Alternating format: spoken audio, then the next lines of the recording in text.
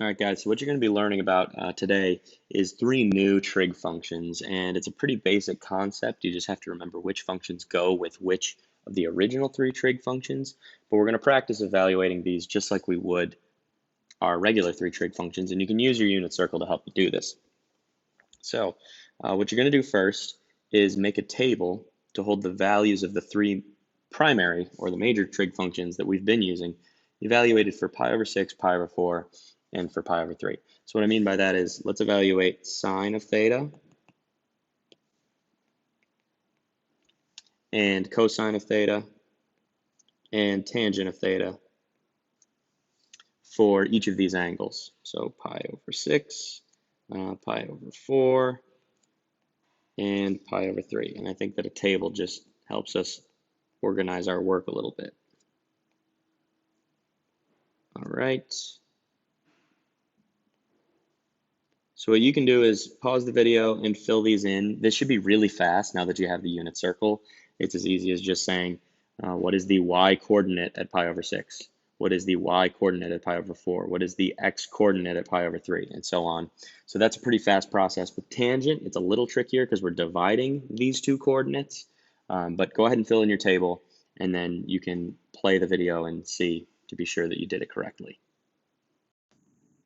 So after using the unit circle, you're able to see that these are all your y coordinates at these angles, these are all your x coordinates at these angles, and tangent is defined by sine divided by cosine. So at pi over 6, I just have to do 1/2 divided by radical 3 over 2, which if you're confused about how that calculation went, that looked like this. And I would rather multiply than divide, so I'm going to write 1/2 times 2 over radical 3, which ends up equaling 1 over radical 3, and since I can't leave a radical in the denominator, I have to multiply by radical 3 over radical 3. So that's why I ended up with these values for tangent.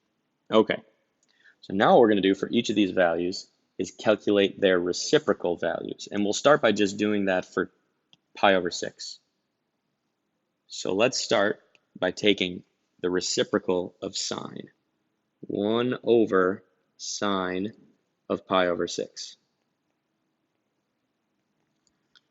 So that means take the reciprocal, or in other words, flip it so that it says 2 over 1 instead of 1 over 2, because 1 over 2 is the same as 1 times 2 over 1, or 2.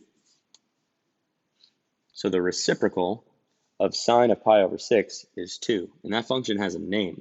So instead of calling this 1 over sine, we can call this cosecant, and it's abbreviated with CSC.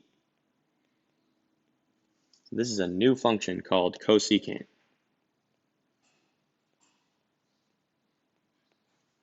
That's how you spell it out. So cosecant is defined as the reciprocal of your sine function.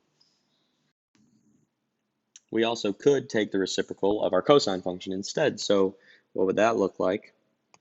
Well, that's going to be 1 over cosine of pi over 6, which is 1 over radical 3 over 2. The reciprocal of square root of 3 over 2 is 2 over radical 3, which I've got to do something about. All right, can't have an irrational number in the denominator, so that's 2 radical 3 over 3. And that's got a name as well. So this function is called secant, and it is abbreviated SEC. So if you were asked to calculate secant of pi over 6, you would find cosine of pi over 6 and take its reciprocal. Or if you were looking at the unit circle, you would go to the x-coordinate on the unit circle at pi over 6 and take its reciprocal. And lastly, we can also take the reciprocal of tangent. So 1 over tangent of pi over 6 is going to be 1 over radical 3 over 3, which will be 3 over radical 3. And since we can't leave that radical there, we're going to end up with 3 radical 3 over 3, or just radical 3. That's got a name as well, and it's called cotangent. and it's abbreviated COT. So we have now 3 new trig functions, and we can evaluate them as well. They're just reciprocals of the original 3 trig functions. So what I want you to do, and you can do this on your own, we've already done 3 of them, but what you're going to do next is make a table to hold the values of the 3 reciprocal trig functions evaluated for these 3 angles, just these same 3 angles, and go ahead and set up a table that looks just like this with the same angles, but instead of sine, cosine, and tangent, you'll have cosecant, secant, and cotangent, and see what values go in each of these spots. And again, we already filled in the first 3 values of what that table is going to look like. When you're done with that, you've got 6 practice problems that I'd like you to do before the end of the period. So I'm going to turn the page here, and then I'll show you what those 6 problems are. So these are the 6 problems that I'd like you to do on your own. We'll do the first one here together just so you can see how quick these are. You've got a unit circle, so it's going to be pretty fast. I'm just going to picture this is my unit circle here. It's not perfect, but if I want to find cosecant of 5 pi over 4, the first thing I need to do is go to 5 pi over 4 on the unit circle. So 5 pi over 4 is going to put me there at that point, and just to give you a reference, that point is the result of a 45, 45, 90 triangle in quadrant 3. So that's the angle, and at this point, my coordinates, according to the unit circle, are negative radical 2 over 2 and negative radical 2 over 2. So I'm going to use those points now. I know that cosecant is the reciprocal of my sine function, and sine of 5 pi over 4 is negative radical 2 over 2, because remember, sine is my y-coordinate. So I just need the reciprocal of negative radical 2 over 2, which is negative 2 over radical 2.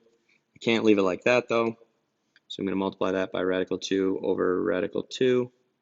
And that's going to leave me with negative 2 radical 2 over 2. I can cancel these 2's, and that leaves me with negative radical 2. So cosecant of 5 pi over 4 is negative radical 2. You're going to do that same thing for the next 5 problems. These are the 5 problems that need to be done before the end of the period, and just like always, you can scan and submit this through Google Classroom. All right, you are going to have some homework on Delta Math over the weekend dealing with these functions as well. All right, hopefully this goes okay, and we can check our work on Monday, but make sure that you finish this before the end of today.